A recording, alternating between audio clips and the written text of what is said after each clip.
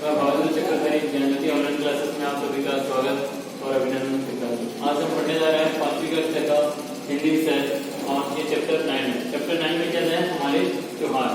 तो ये एक संवाद के माध्यम में हमारे पुस्तक में दिए हैं, तो उसको हम लोग पढ़ेंगे। तो त्योहार के बारे में हम लोग जानते हैं कि हमारे देश जो है भारत देश, उसमें बहुत सारे त्योहार मनाए जाते हैं। आप लोग को मालूम होगा कि कौन कौन से त्योहार में कैसे कैसे हम लोग अपने देशवासी मिलकर मनाते हैं और हमारे गांव के लोग के साथ में मिलकर मनाते हैं। तो ये सब बहुत हम लोग को मजा आता है, अच्छा लगता है त्योहार मनाने में।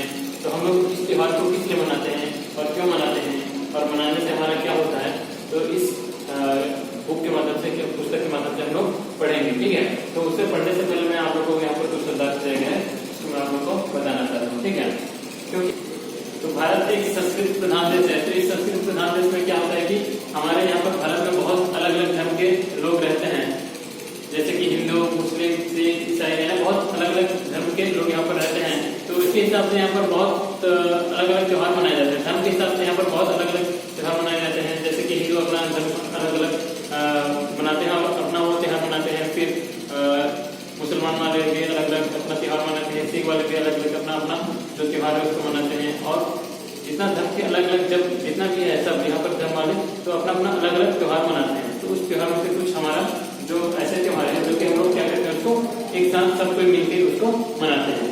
ठीक है, तो वो जितना भी त्योहार है एक साथ मिलकर मनाने वाला और जो अलग अलग है उसको मैं हम लोग इस कविता ये जो पुस्तक है उसमें हम लोग पढ़ेंगे। तो उसको पढ़ने से पहले मैं यहाँ पर कुछ शब्दार्थ है उसको आप लोग को मैं बताना चाहता हूँ। ठीक है, तो कि अगर हम लोग शब्दार्थ नहीं जानेंगे तो उसका जो बुक में कठिन शब्द होगा उसका अर्थ नहीं जानेंगे तो बुक में जो लिखा है उसको हम लोग नहीं समझ पाएंगे। ठीक है, तो उसको मैं आप लोग को बता दूँ। ठीक है, ये जो है क्या लिखा है, कर्तव्य। कर्तव्य का मतलब है फर्ज। अपना जो काम रहता है हम लोग करते हैं, अपना काम कुछ करने के लिए होता है हम लोग फर्ज होते हैं, कर्तव्य होते हैं। अस्तबल, अस्तबल का मतलब क्या है, घोड़े के रहने की जगह। घोड़े के रहने की जगह को क्या बोला जाता है, अस्तबल। उसके बाद है भरमार। भरमार का मतलब है बहुत अधिक होना। भरमार यानी भंडार घर में जैसे बहुत सारा धन रहता है तो उसको हम लोग क्या बोलते हैं, भरमार यानी बहुत सारा होना, बहुत अधिक होना, उसको हम लोग क्या बोलेंगे, भरमार। उसके बाद है प्रदूषित। प्रदूषित का मतलब है, प्रदूषित का मतलब है दोषपूर्ण, जिसमें दोष ज्यादा रहेगा तो हम लोग क्या बोलते हैं, प्रदूषित। उसके बाद है घमासान। घमासान का मतलब क्या है, जोरदार, यानी जैसे कि युद्ध होता है कभी कभी तो घमासान युद्ध होता है, हम लोग ऐसे बोलते हैं, तो क्या बोलेंगे हम लोग, घमासान। आपत्ति। आपत्ति का मतलब है कष्ट, मुसीबत, उसका हम लोग क्या बोलते हैं, आपत्ति। उसके बाद में आक्रमण। आक्रमण का मतलब है हमला, अटैक। उसके बाद में उपवास। उपवास का मतलब है क्या है, व्रत। जैसे कि हम लोग के त्योहार में उपवास मनाते हैं तो उसको हम लोग क्या बोलते हैं, व्रत। सुगंधित। सुगंधित का मतलब है खुशबूदार, जैसे कि हम लोग अगरबत्ती जलाते हैं या फिर और कुछ फूलों का खुशबू हम लोग को महकता है, उसका हम लोग बोलते हैं ये सुगंधित फूल है, ये सुगंधित। हम लोग कई बार अपना अपना शरीर में कुछ कुछ लगाता है, सेंट लगाता है, तो उसको भी हम लोग खुशबू, उसमें से खुशबू महकने लगती है तो उसको हम लोग क्या बोलते हैं, सुगंधित बोलते हैं, खुशबूदार बोलते हैं। और उसके बाद में अर्पित। अर्पित का मतलब चढ़ाया, यानी हम लोग जैसे कि भगवान को पूजा पाठ करते हैं तो वहाँ पर फूल भी चढ़ाते हैं तो उसको हम क्या बोलते हैं, अर्पित, यानी भगवान के पास में फूल अर्पित करना क्या है, चढ़ावा, चढ़ाया। उसके बाद में विशाल काय। विशाल का मतलब बहुत बड़ा, उसको हम क्या बोलते हैं, विशाल काय। उसके बाद में है हानिकारक। हानिकारक का मतलब है नुकसानदायक, जिसको हम जो करने से हमें नुकसान मिलता है उसको हम क्या बोलते हैं, नुकसानदायक। कुकर्म। कुकर्म का मतलब है बुरा कर्म, यानी जो आदमी जिस कर्म को नहीं करना चाहिए वो काम को करने को हम लोग क्या बोलते हैं, कुकर्म यानी बुरा कर्म। संबंधित। संबंधित का मतलब क्या है, जुड़ा हुआ, यानी एक दूसरे से जुड़ा हुआ, उसको हम लोग क्या बोलेंगे, संबंधित। तो आइए हम लोग ये जो कठिन शब्द है इसको अपने कॉपी में एक बार लिख लोगे और उसको पढ़ोगे तो ये जो कठिन शब्द है उसमें उसका अर्थ भी आप लोग जान पाओगे और अच्छी तरह से बुक को पढ़ने से समझ पाओगे। ठीक है, आइए हम लोग पढ़ते हैं फिर बुक में क्या दिया है। देखो यहाँ पर अध्यापिका बच्चों से बोल रही है कुछ। बच्चों बताओ अगले सप्ताह कौन सा त्योहार आने वाला है, ऐसा बोल करके अध्यापिका बच्चों से पूछ रही है कि बच्चों अगले हफ्ते कौन सा त्योहार आने वाला है। तो बच्चे, सारे बच्चे बोल रहे हैं यहाँ पर जी रक्षाबंधन, यानी रक्षाबंधन त्योहार आने वाला है।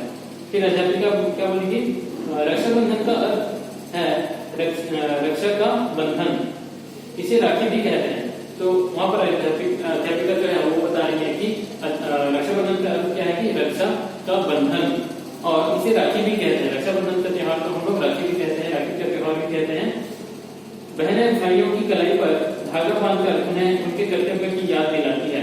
तो यहाँ पर इस त्योहार में क्या होता है कि अपने अपने जो बहनें रहती हैं वो अपने भाई के हाथ में कलाई बांधते हैं और उनके कर्तव्य को क्या करते हैं कि अपने भाई के जो कर्तव्य है अपने बहन के ऊपर में तो उसको रक्षा यानी एक धागे बांध करके राखी बांध करके अपने भाई को उन लोग क्या करते हैं याद दिलाते हैं। भाइयों का कर्तव्य है बहनों की हर आपत्ति में रक्षा करना।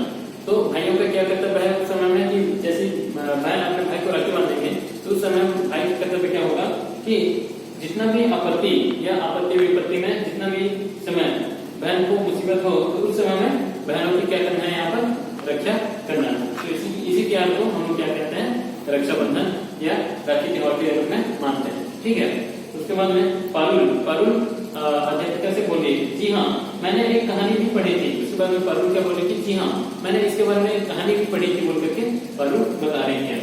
आज से सैकड़ों वर्ष पहले राजस्थान में चित्तौड़ पर हमला हुआ था। आज से सैकड़ों यानी 100 वर्ष पहले कहाँ पर राजस्थान में एक हमला हुआ था, चित्तौड़ में एक हमला हुआ था। चित्तौड़ की महारानी ने बादशाह हुमायूं को राखी भेजी। उसके बाद में चित्तौड़ की जो महारानी थी वो बादशाह हुमायूं को एक राखी भेजी थी। राखी मिलते ही बादशाह तुरंत बहन की रक्षा करने चित्तौड़ की ओर चल पड़े। उसके बाद में राखी जैसे ही बादशाह के पास पहुंची तो तुरंत वहां के बादशाह जो थे वो अपने बहन की रक्षा करने के लिए कहाँ पर आ गई, चित्तौड़ में आ गई। अध्यापिका बिल्कुल ठीक कहानी सुनाई तुमने पारुल। उसके बाद में जो अध्यापिका थी वो क्या बोलती बिल्कुल ठीक कहानी सुनाई तुमने पारुल बोल करके अध्यापिका पारुल को बोली। उसके बाद में अच्छा अब यह बताओ कि बड़ा दिन कब और क्यों मनाया जाता है। फिर अध्यापिका क्या बोल रहे हैं कि अच्छा अब ये बताओ कि बड़ा दिन कब और क्यों मनाया जाता है। जसप्रीत तुम बताओ। फिर जो अध्यापिका थी वो क्या बोली कि जसप्रीत तुम बताओ बोल करके अध्यापिका बच्चों से पूछ रही थी। उसके बाद में जसप्रीत बोली यह 25 दिसंबर को मनाया जाता है। फिर जसप्रीत क्या बोले कि बड़ा दिन 25 दिसंबर को मनाया जाता है। इस दिन ईसा मसीह का जन्म एक अस्तबल में सूखी घास के बिछौने पर हुआ था। उसके बाद में जसप्रीत क्या बोले कि 25 दिसंबर को बड़ा दिन मनाया जाता है और इस दिन क्या हुआ है कि इस दिन ईसा मसीह का जन्म हुआ था और उसका जन्म कहाँ पर हुआ था, अस्तबल। अस्तबल का मतलब यहाँ पर मैं लिखा हूँ क्या है, घोड़ों के रहने की जगह पर किसका जन्म हुआ था, ईसा मसीह का जन्म हुआ था। वहां पर सूखी घास के बिछौने पर उनका जन्म हुआ था। यह कहानी 2000 साल पुरानी है और ये कहानी 2000 साल पुरानी है बोल करके जसप्रीत ने अपने अध्यापिका को बोली। फिर रामू वहां पर क्या बोल रहे कि इसे क्रिसमस कहते हैं। फिर जो रामू का क्या बोला उसको इसे क्रिसमस भी कहते हैं यानी Jesus Christ Isa Masih Jesus Christ इसको क्या बोलते हैं और ईसा मसीह भी बोलते हैं। ईसा मसीह यानी जीसस क्राइस्ट का जन्मदिन, जीसस क्राइस्ट का जन्मदिन को ईसा मसीह के रूप में माना जाता है। पूरी दुनिया के लोग इसे बहुत धूमधाम से मनाते हैं। तो ईसा मसीह जो है उसको बहुत धूमधाम से पूरी दुनिया के लोग क्या करते हैं, मनाते हैं। फिर अमीना फिर क्या बोल रही है कि हाँ इस दिन लोग घरों को सजाते हैं। फिर अमीना क्या बोले कि इस दिन लोग घरों को भी सजाते हैं। क्रिसमस का पेड़ घर में रखा जाता है। क्रिसमस का जो पेड़ रहता है उसको क्या करते हैं, घर में अपने ला करके सजाते हैं और उसके नीचे परिवार के सब लोगों के लिए उपहार रखे जाते हैं। उसके नीचे जितना जो क्रिसमस का पेड़ है उसके नीचे में घर के सारे परिवार के लोगों का उपहार वहां पर क्या कर देते हैं, रख देते हैं। फिर मरियम क्या बोल रही थी, कहते हैं कि इस दिन लाल पोशाक पहने सेंटा क्लॉस रेडियो से खींची हुई बत्ती में घंटी बजाते आते हैं। तो इस दिन में क्या होता है कि लाल पोशाक पहने हुए सेंटा क्लॉस क्या करते हैं कि खींची हुई बग्घी में घंटी बजाते आते हैं। खींची हुई बग्घी में घंटी बजाते वो आते हैं सेंटा क्लॉस। क्रिसमस के गाने गाकर सब उनका स्वागत करते हैं। तो जो क्रिसमस के गाने हैं उनको गा करके सब उनको क्या करते हैं, स्वागत करते हैं। फिर अध्यापिका फिर बोली ऐसा माना जाता है कि सेंटा बच्चों को बहुत ही प्यार करते हैं और उन्हें उपहार देते हैं। तो सेंटा जो है वो बच्चों को बहुत प्यार करते हैं और उपहार भी देते हैं बोल करके जो अध्यापिका थी वो बच्चों को बोल रहे थे। अच्छा अब बताओ फागुन के महीने में कौन सा त्योहार मनाया जाता है। उसके बाद में फिर मैडम बोल रही थी, उसके अध्यापिका बोल रही थी फागुन के त्योहार में कौन सा फागुन के महीने में कौन सा त्योहार मनाया जाता है। तो जसप्रीत बोली कि फागुन के महीने में पहले शिवरात्रि और फिर होली का त्योहार मनाया जाता है। तो जो फागुन का महीना है उसमें क्या करते हैं, सबसे पहले शिवरात्रि, उसके बाद में होली का त्योहार भी मनाया जाता है बोल करके जो जसप्रीत थी वो अपने अध्यापिका को बोल रही थी। फिर समीर क्या बोल रहा है कि हमारे घर में सभी लोग शिवरात्रि के दिन उपवास रहते हैं। समीर जो है वो क्या बोला कि हमारे घर में शिवरात्रि के दिन सभी लोग क्या रहते हैं, उपवास रहते हैं, शिव जी की पूजा करने के लिए उपवास रहते हैं। और रात को 12 बजे शिव जी की पूजा के बाद ही व्रत खोलते हैं। उसके बाद में रात को 12 बजे शिव जी की पूजा करने के बाद ही अपना व्रत को वो क्या करते हैं, खोलते हैं बोल करके जो समीर था वो अपने अध्यापिका को बोल रहा है। फिर अध्यापिका क्या बोलेगी, होली तो सबको अच्छी लगती है। एक दिन पहले आग जलाकर सब लोग उसके इर्द गिर्द बैठते हैं और गुलाल का तिलक लगाते हैं। उसके बाद में अध्यापिका क्या बोल रही है कि होली का त्योहार सबको तो अच्छा लगता होगा और होली लगती है अच्छा, होली तो सबको अच्छा लगती है। एक दिन पहले यानी होली आने से एक दिन पहले हम लोग क्या करते हैं कि आग जलाते हैं और उसके चारों ओर सभी बैठते हैं और क्या करते हैं, तिलक लगा के एक दूसरे को स्वागत करते हैं। होली की आग में हम सब बुराइयों को जला देते हैं। होली का जो आग है उसमें हम क्या करते हैं कि बुराइयों को जलाते हैं, यानी अपनी जो बुराई है उसमें होली के दिन सभी अपने जितना भी बुराई है सबको छोड़ते हैं। दूसरे दिन रंगों से होली खेली जाती है। उसके बाद में उसके दूसरे दिन में क्या करते हैं हम लोग, होली से रंगों के होली से होली खेलते हैं। फिर पारुल बोल रही है हमें रंगों से खेलना बहुत अच्छा लगता है। जो पारुल थी वो क्या बोले कि हमें रंगों से खेलना बहुत अच्छा लगता है। हम तो फूलों से बनाए हुए सुगंधित रंगों से पिचकारी भरकर एक दूसरे पर डालते हैं। हम तो फिर पारुल लोग क्या बोले कि हम तो फूलों से बनाए हुए सुगंधित रंगों, यानी हम लोग फूलों से रंग बना करके सुगंधित रंग से एक दूसरे से क्या करते हैं, पिचकारी खेलते हैं। फिर अध्यापिका बोली हाँ, गेंदे, गुलाब और टेसू के फूलों से घर में ही रंग बनाए जा सकते हैं। तो उसके अध्यापिका जो थी वो क्या बोली कि गेंदे, गुलाब और टेसू के फूलों से भी घर में भी रंग बनाए जा सकते हैं। बाजार के रंग हानिकारक होते हैं। तो जो बाजार में मिलते हैं आजकल वो रंग क्या होते हैं कि हानिकारक होते हैं। हमारे गाल या फिर कहीं पर लगा देने से क्या होता है कि जो रंग है वो टिकते भी नहीं है, निकलते भी नहीं है और जो रंग है वो शरीर को नुकसानदायक यानी अपनी स्किन जो है चमड़ी को नुकसानदायक भी पहुंचाता है। इसलिए हमें बाहर का जो रंग है उसको नहीं खरीदना चाहिए। अपने हिसाब से रंग है उसको हम लोग को क्या करना है, बनाना है। फिर राम क्या बोल रहे हैं कि राम क्या बोल रहे हैं वहां पर अपने अध्यापिका को, हमारे पड़ोस में एक बच्चे की आंख में रंग चला गया था, अब उसे ठीक से दिखाई नहीं देता। उसके बाद में जो राम है वो क्या बोल रहे हैं, फिर हमारे पड़ोस में खेलते खेलते ऐसे होली के त्योहार में खेलते खेलते एक बच्चे की आंख में क्या चला गया, रंग चला गया। तो रंग जाने के बाद में उसका आंख अभी तक भी ठीक नहीं हुआ, ऐसे से वो देख नहीं पाता करके जो राम को बता रहा है। फिर अध्यापिका बोली कुछ लोग इस अवसर पर लोगों के ऊपर गंदा पानी भी फेंकते हैं। फिर अध्यापिका क्या बोल रही थी, कुछ लोग इस अवसर पर लोगों के ऊपर में क्या करते हैं, गंदा पानी भी फेंक देते हैं। होली के पवित्र त्योहार पर ऐसा करना उचित नहीं है। तो वहां पर अध्यापिका क्या बोल रही है कि होली के त्योहार पर ऐसे गंदा पानी फेंकना या फिर किसी को नुकसान पहुंचाना अच्छा नहीं है, उचित नहीं है बोल करके जो अध्यापिका थी वो बता रही है। फिर अध्यापिका यूसुफ क्या बोल रहे हैं कि होली क्यों मनाई जाती है। फिर यूसुफ जो था वो अध्यापिका को बोल रहा था कि होली क्यों मनाई जाती है। तो अध्यापिका क्या बोले कि आप सबने भक्त प्रहलाद और होलिका की कहानी तो सुनी ही होगी। तो जो अध्यापिका थे वो क्या बोले कि आप लोग तो भक्त प्रहलाद और होलिका की कहानी तो सुनी ही होगी बोलकर। यह त्योहार फसलों से भी जुड़ा है। तो जो होली का त्योहार है वो इससे जुड़ा है, फसलों से भी जुड़ा है। खेतों में इस समय फसल पक चुकी होती है। तो खेतों में इस समय में क्या होता है कि फसल जितना भी हम लोग लगाते हैं तो क्या होता है कि पक चुकी होती है फसल। शीतकाल समाप्त हो जाता है। तो जैसे ही फागुन का महीना आता है तो शीतकाल समाप्त हो जाता है।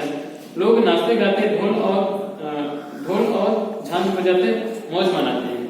तो फागुन के महीने में लोग क्या करते हैं कि नाचते हैं, गाते हैं और झांझ ढोल ये सब बजाते हैं और मौज मनाते हैं। फसल से संबंधित एक अन्य त्योहार कौन सा है। फसल से संबंधित एक अन्य त्योहार कौन सा है। उत्तरी भारत में इसे बड़ी धूमधाम से मनाया जाता है बोल करके जो अध्यापिका थी वो क्या बोले कि फसल से संबंधित और एक कौन सा ऐसा त्योहार है जो कि भारत में इसे बड़ी धूमधाम से मनाए जाते हैं बोल करके अध्यापिका थी वो किनको बोल रहे थे, जो बच्चे थे उनसे प्रश्न कर रहे थे।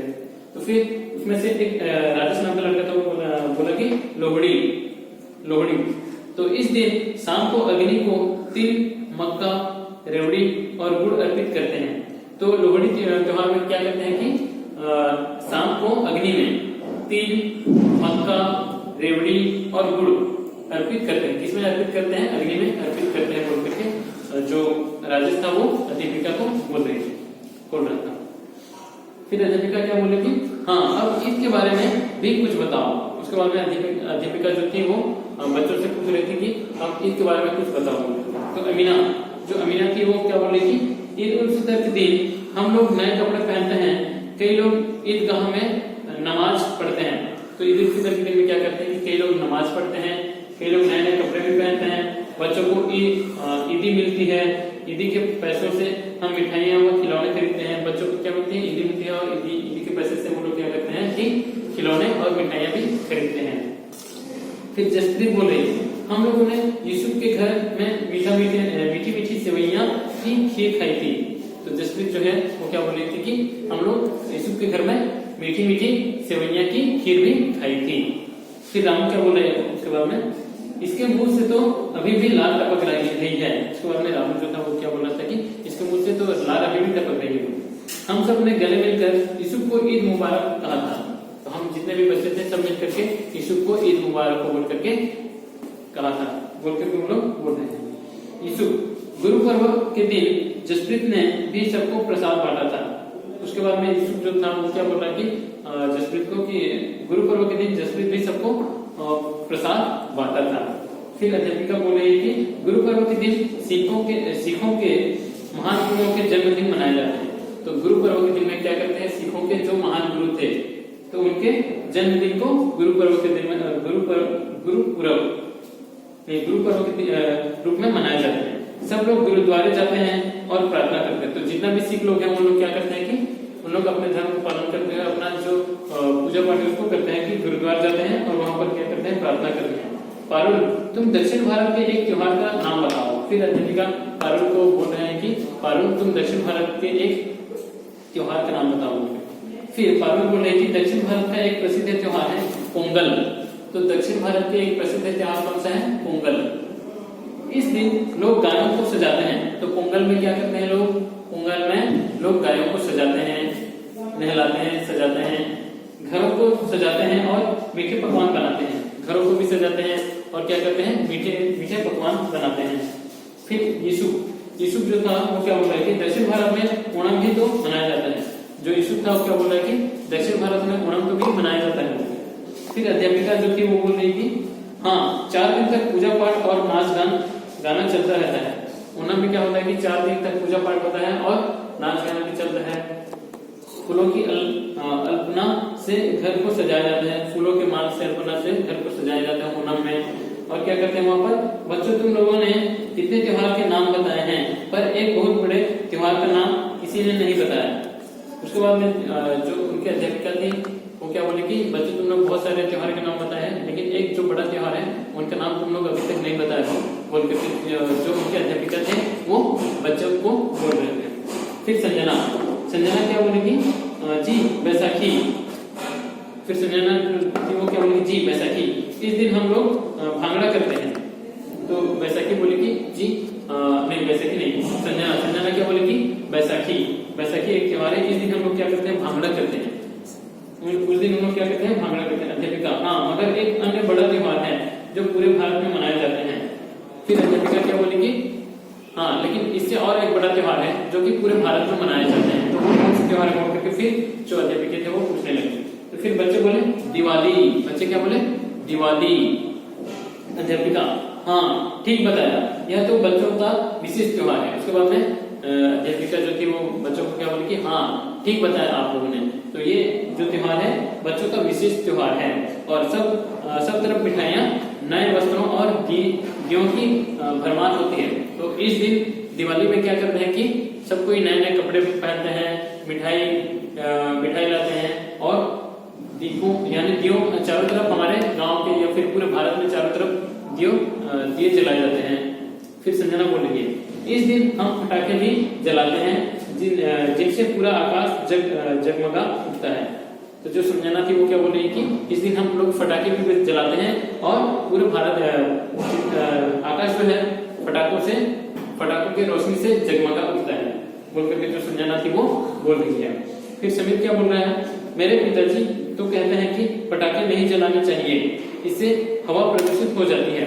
तो समीर जो है वो क्या बोल रहे हैं कि मेरे पिताजी पटाखे जलाने के लिए मना करते हैं, क्योंकि पटाखे हम लोग जलाते हैं तो उसके धुआं से हमारा जो पर्यावरण है वो क्या हो जाता है कि दूषित हो जाता है बोल करके जो समीर था वो बोल रहा था। फिर अध्यापिका क्या बोले कि ठीक कहते हैं तुम्हारे पिताजी। उसके बाद में अध्यापिका जो थे वो क्या बोले कि ठीक कहते हैं तुम्हारे पिताजी, पटाखे जलाना गलत है। हम लोग जो पटाखे जलाते हैं वो क्या है कि गलत है, मगर फिर भी कोई फुलझड़ी या अनार जलाना चाहे तो बड़े लोगों के सामने जलाना ठीक है। लेकिन कोई भी अगर फुलझड़ी या अनार जलाना चाहते हैं तो बड़ों के सामने में जलाना ठीक है, क्योंकि बच्चे लोग कई बार पटाखे जलाते क्या हो जाता है कि अपने हाथ को भी जला डालते हैं या फिर हाथ में भी पटाखे फट जाते हैं। तो ये सब अपने बड़ों रहते हुए ये सब करना चाहिए। पटाखों से जलने का खतरा रहता है, तो जितना भी पटाखे है उससे जलने का खतरा रहता है। हाँ बच्चों, जानते हो यह त्योहार क्यों मनाया जाता है? फिर अध्यापिका उनसे प्रश्न कर रहे हैं कि बच्चों आप लोग जानते हो कि इस दिवाली को किस लिए मनाया जाता है? फिर वहां पर मरियम जो थी वो क्या बोल रही है कि श्री राम लंका पर विजय प्राप्त करके 14 वर्षों के वनवास के बाद इस दिन अयोध्या लौटे थे। तो मरियम क्या बोल रही है कि जो श्री राम हमारे जो प्रभु हैं, भगवान हैं, वो क्या करते हैं, क्या किए थे कि लंका पर विजय प्राप्त करके 14 वर्ष वनवास यानी 14 वर्ष वन में रह करके उस दिन अपने घर को लौटे थे। तब से लोगों ने दीप जलाकर उनका स्वागत किया था। जब राम भगवान अपने 14 वर्ष का वनवास काट के जब गांव आए थे तो उस दिन क्या हुआ था, चारों तरफ लोग अपना घर के चारों तरफ दीप जला करके उनको स्वागत किए थे। इसलिए इस त्योहार को मनाया जाता है बोल करके जो मरियम थी वो बोल रही है। इसलिए इसे रोशनी का त्योहार भी कहा जाता है। तो हम लोग दीपावली को और दिवाली को क्या बोल करके करते हैं और क्या बोल करके जानते हैं, रोशनी का त्योहार भी कहते हैं। फिर अध्यापिका वहां पर फिर बोल रही है कि संजना अब तुम बताओ कि दिवाली से पूर्व कौन सा त्योहार आता है? जब रावण, कुंभकर्ण और मेघनाथ के पुतले जलाए जाते हैं। फिर अध्यापिका फिर बच्चों से प्रश्न कर रहे हैं कि संजना अब तुम बताओ कि दिवाली से पूर्व, दिवाली से पहले कौन सा त्योहार आता है? जबकि यहाँ पर जब रावण, कुंभकर्ण और मेघनाथ तीनों के पुतले बना करके उसको जलाया जाता है। तो संजना क्या बोली कि जी रामलीला। संजना क्या बोली? जी रामलीला। फिर यूसुफ, रामलीला तो नाटक का नाम है। तो यूसुफ जो था वो क्या बोला कि रामलीला तो नाटक का नाम है जो 9 दिन तक खेला जाता है। तो हम लोग जैसे कि रामलीला गाँव में होता है तो उसको क्या करते हैं कि लोग 9 दिन तक गाँव में मनाते हैं, फिर शहर में भी मनाते हैं, कई शहर में भी मनाते हैं। 9 दिन तक उनको नाटक के रूप में दिखाते हैं।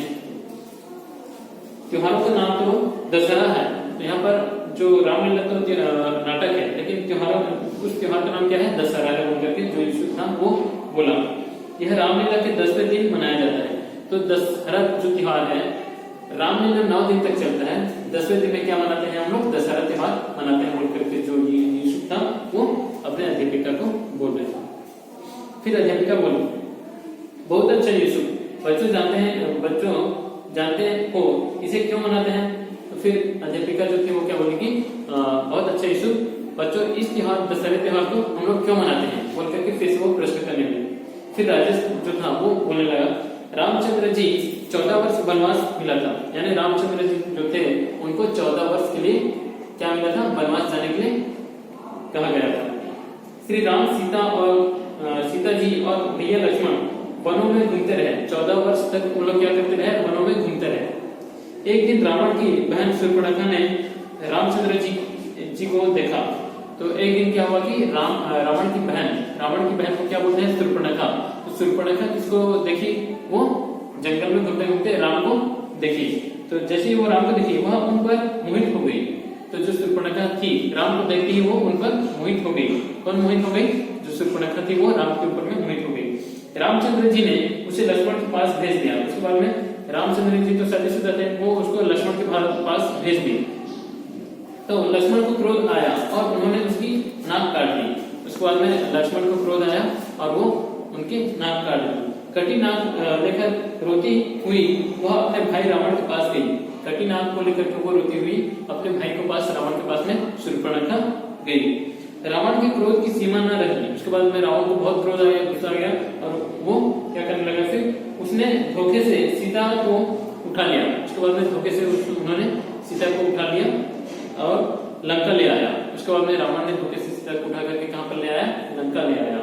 रामचंद्र जी ने वानरों की सहायता से लंका पर आक्रमण किया। उसके बाद में रामचंद्र जी जो थे वो वानरों की सहायता से लंका पर क्या किया, आक्रमण करने लगा। 9 दिन तक घमासान युद्ध चलता रहा। उसके बाद में 9 दिन तक वहां पर घमासान युद्ध चलता रहा। 10वें दिन श्री रामचंद्र रावण का वध करके विजय हुए। उसके बाद में 10वें दिन में क्या हुआ कि श्री रामचंद्र जी ने रावण का वध करके विजय हुए। अध्यापिका, फिर अध्यापिका उनको शाबाश बोले। किनको शाबाश बोले, जो राजेश थे उनको शाबाश बोले। फिर राजेश बोल रहा है कि इस दिन पुतलों को जलाता हुआ देखकर बहुत मजा आता है। इनके पेट में बहुत सारे पटाखे भरे जाते हैं।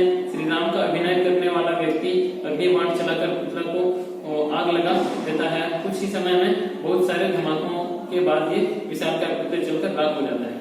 तो राजेश क्या बता रहे हैं कि इस दिन बहुत मजा आता है और रावण का पुतला के पेट के अंदर में बहुत बड़े बड़े पटाखे लगा देते हैं और वो जब राम का अभिनय करके आते हैं, यानी एक व्यक्ति को राम का अभिनय बना दिया जाता है और वो क्या करते हैं कि वहां पर अग्नि का बाण लगा करके उसके ऊपर में चला देते हैं। तो जैसे ही वो अग्नि का बाण जाकर के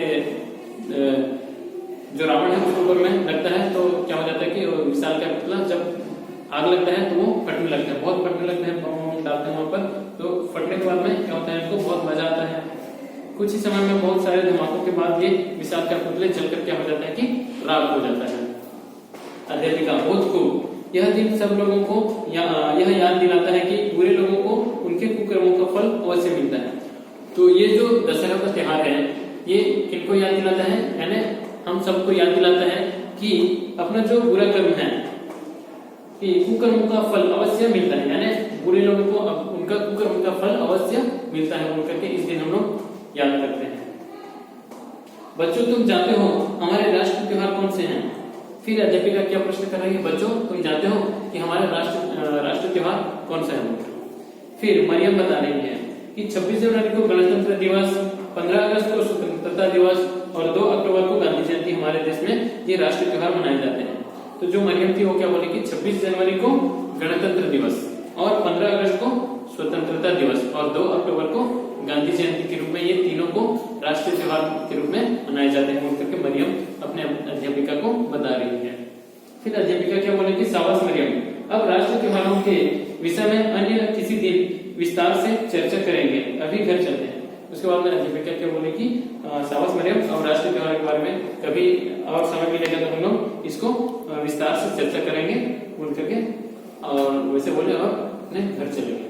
ठीक है, तो इस चैप्टर में हमारे त्योहार में हम लोग बहुत त्योहारों के बारे में पढ़े कि कौन कौन सा त्योहार में क्या क्या, किस त्योहार में किस रूप से हम लोग कैसे मनाते हैं और कौन से त्योहार को कैसे मनाना चाहिए, यानी हम लोग बहुत त्योहार के बारे में जाने और हमारे राष्ट्रीय त्योहार भी हैं उनके बारे में भी जाने कि कौन कौन सा दिन क्या क्या त्योहार पड़ता है, जैसे कि 26 जनवरी गणतंत्र दिवस, 15 अगस्त को स्वतंत्रता दिवस और 2 अक्टूबर को गांधी जयंती की, ये तीनों के रूप में हमारे राष्ट्रीय त्योहार मनाए जाते हैं बोल करके हम लोग यहाँ पर जाने।